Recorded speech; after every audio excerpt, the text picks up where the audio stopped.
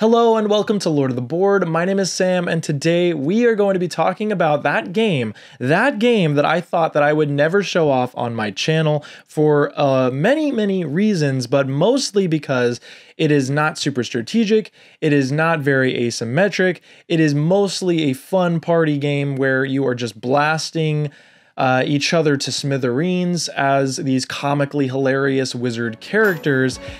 Guys, this is Epic Spell Wars of the Battle Wizards Battle at Mount Skullsfire, and I am so excited to talk about it with you today.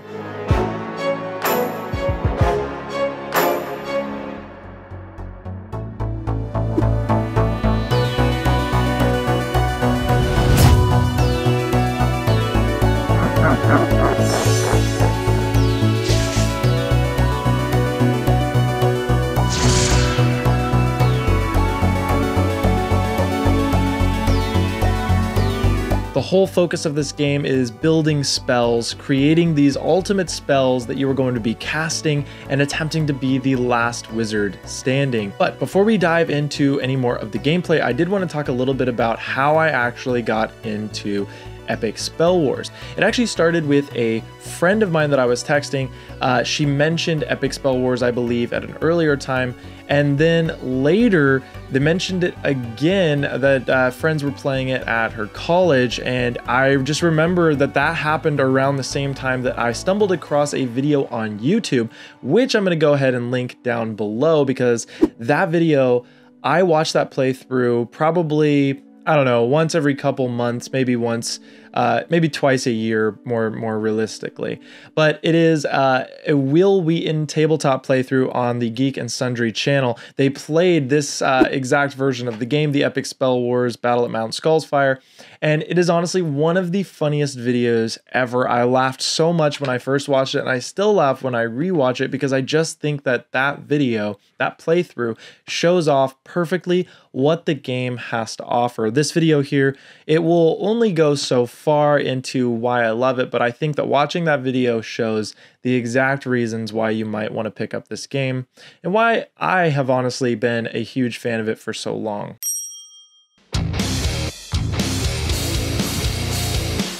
Now, essentially, the way this game works is everybody's going to be doing all of the things at the same time. So everybody's going to have a hand of 8 cards, and they're going to be asked to build a spell.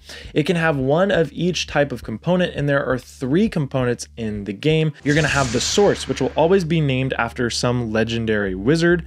There's going to be the quality, which will actually give your spell creativity. It will show a taste of the damage of what you're about to deal out to your opponents. And then you've got the delivery, which is like the big finisher, the epic part of the spell. There is one more type of thing that you can place in your spell, which is called a wild magic card. It can be in place of any of the other elements. So for example, you can have one source, then one quality, then one delivery, but instead of one of those 3, you could replace one with a wild magic card, for example. Now, once all players have chosen their spells, they're actually going to be placing them face down on the table, and then the kind of order of resolution will begin. Now, these spells are going to go off at all different times, but it's basically going to go from single card to the 2 cards to the 3 card spells. But the more cards you put in a spell, the bigger potential damage or healing you can do. If you just put 1, sure, it's going to go off pretty fast, but it's not going to be as powerful or as epic as those 3 card spells. Now let's look at a couple of spells that I just made just for an example. We've got Sir Lutzer's Catastrophic Mercy Killing. Now this will only have 1 power roll, and the power roll is determined by how many of these glyphs you have in a spell. If you have other cards in your spell that match your delivery's glyph, that will add 1 for each of those cards to your power roll. Now, for example, we will go through a whole spell. We'll use the Rose Bottoms as an example. So this is Rose Bottoms Mind Altering Fist of Nature. The first thing I'm going to do is heal 1 HP for each different glyph in my spell. And I'm looking, I have 2 different glyphs. I've got the Illusion and the Primal glyph. So I'm going to go ahead and heal 2 HP.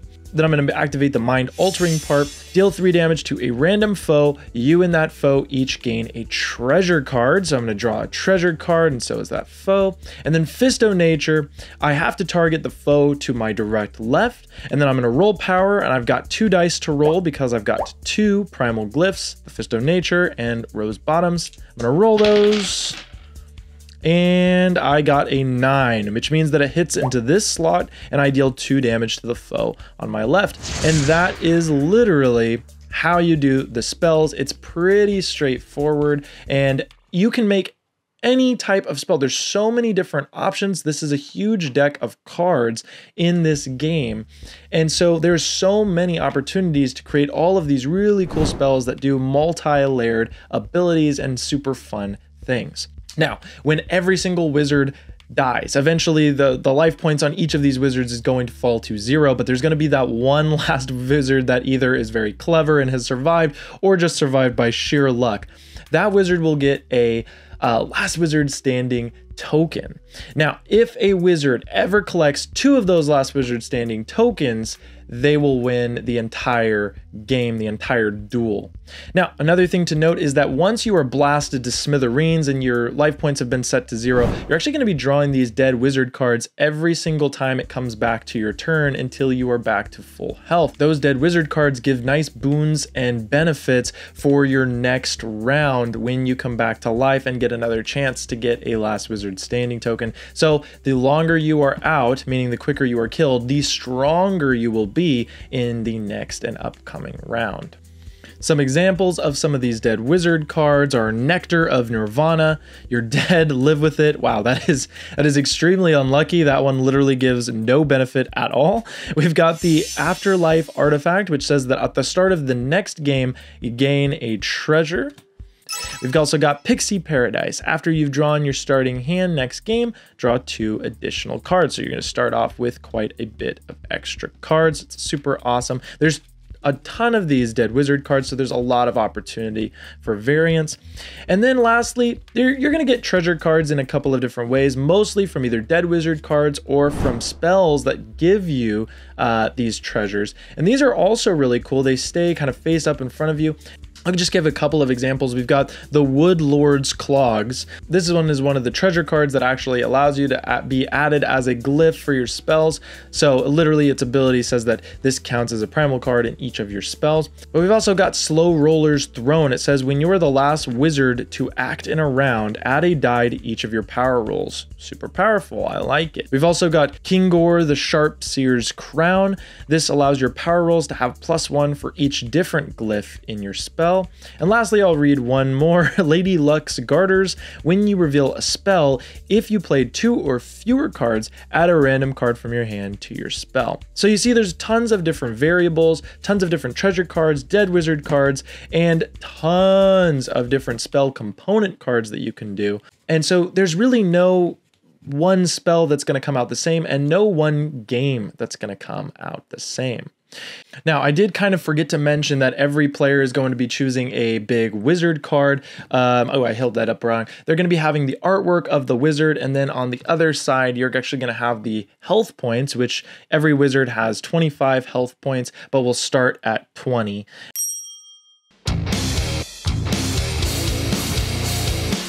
But if I'm being honest, the thing that I love most about this game, these are kind of like easy rules that I've kind of taught you, and you probably have an idea of how it plays, but like I said, if you watch that playthrough down below, you'll see what I mean as to why this game can be kind of special. But when you're actually choosing that wizard at the start of the game, this original box set comes with 8 of these big wizard cards. When you're choosing that wizard, the rulebook highly encourages you, and I encourage you too, to use the voice of that character when you're casting these spells. I think that adds a certain magic to it. It adds an RPG element.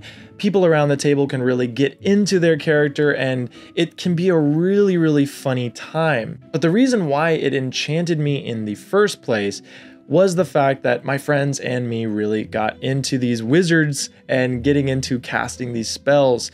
I just remember that, my friend Kelton, I will try to pop up and play the video. It's probably gonna be a really low quality video, but Christ, the Bloodomancer, here's what I summon.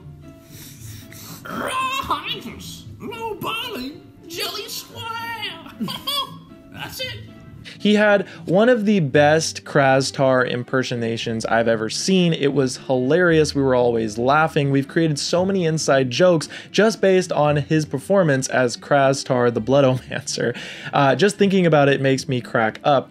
I had these were just the 8 wizards in this set, but there's other sets with more wizards, and my friend Jimmy had picked up Thok and Early, which is a play on words, yes, but he had picked up that wizard, which is like a 2-headed giant, and I just remember he was having a whole conversation with himself as these 2 heads before every spell, and it was honestly the most annoying and hilarious thing ever because he wouldn't just shut up and cast his spell, but also at the same time it was so much fun because it was just like, what the heck is going on?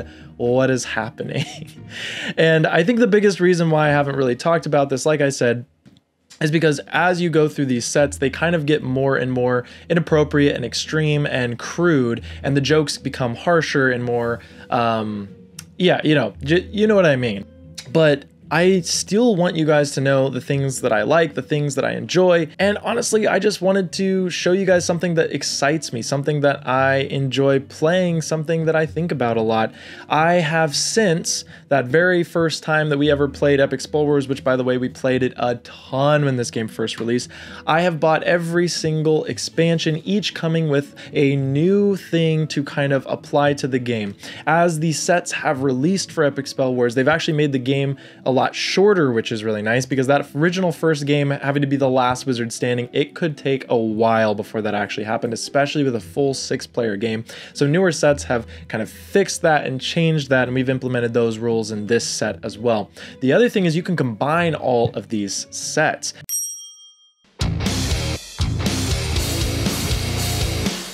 The Epic Spell Wars of the Battle Wizards Rumble at Castle Tentakill, I remember, adds creatures, which are delivery cards that can kind of be set up and become your pets if you roll well enough with them. And these familiars will actually be on your side and be able to take damage that comes your way.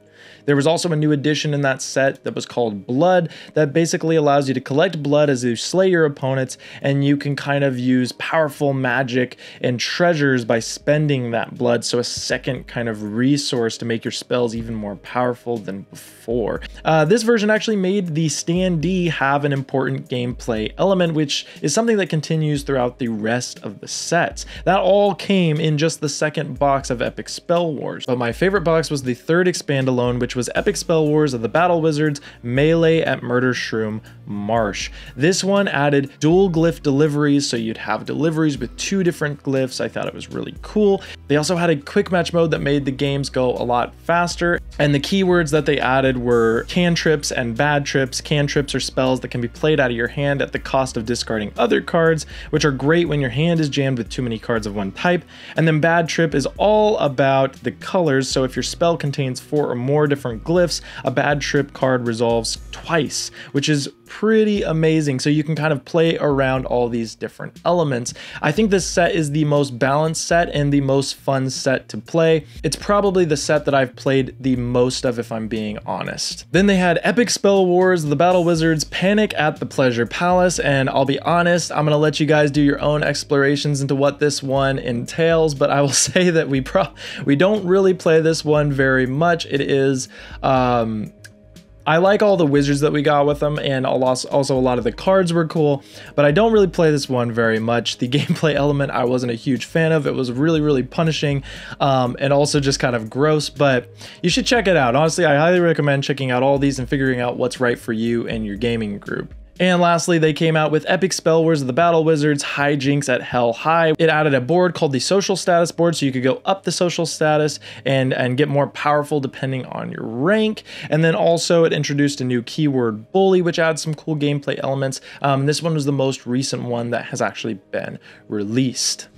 And there's actually more. There is a deck building game in the same world, one that I've gotten both of them. I've gotten the Epic Spell Wars of the Battle Wizards Annihilageddon 1 and Annihilageddon 2, and I'm already on the Kickstarter for Annihilageddon 3. I've gotten some gold medals to add in as rewards for things. I've gotten the play mat. I've got these giant contracts that I can have players sign before they start the game, and it's super funny.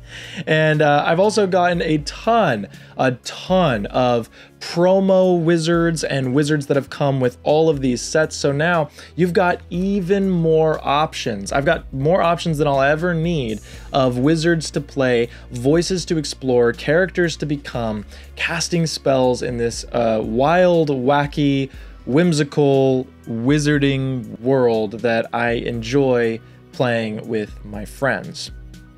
But I guess to kind of close out this video, I hope that this video, for one, helped you realize that gaming is so much more than just one thing. And though I typically like games of a certain type, I have a lot of different sides, and I can like things that are just so absolute wild and wacky. And same goes for you. Nobody should tell you what you should enjoy, what you should make content on, how you should react to certain things. So I kind of want to know, what is a game that you have thought it just doesn't really coincide with what people often see as who you are, but you still really, really love it? I would love to hear all those games down below, and I would love to talk about them with you. Also, have you played Epic Spell Wars? What do you think about it? Is this a game that you enjoy? Is this a game that you're going to stay away from? Are you thinking I'm crazy? Or did you enjoy the fact that I ended up talking about this game? But guys, that is it for this wild game and video. I hope you enjoyed it. I hope it brought some sort of interest in this game that I love. But once again, thank you guys so much for watching. Let's go ahead and drop the beat. I am Sir Cuddle Purrington, the Cuddle Wizard, and today my spell that I cast is Beardoblasties Festering Snake Dance. Ooh. Hey, I'm Ricky Mortis, the Bone Lich, dudes. I've got my spell Sir Lutzer's Inferno-tastic Pact with the Devil. That one hurts my throat so freaking bad. That character has been around for quite some time. He has aged well, aged like fine wine, but it's one of the causes of my dying throat, so. It's time, I'm Venture the Party Dragon. I feel like that's like exactly as I would imagine the Party Dragon's voice to be, even though there's like no face there. I'm Joan of Spark. Game over, Lord. I wish you guys could see my face on the other sides of these, but I think I'm too embarrassed to show you.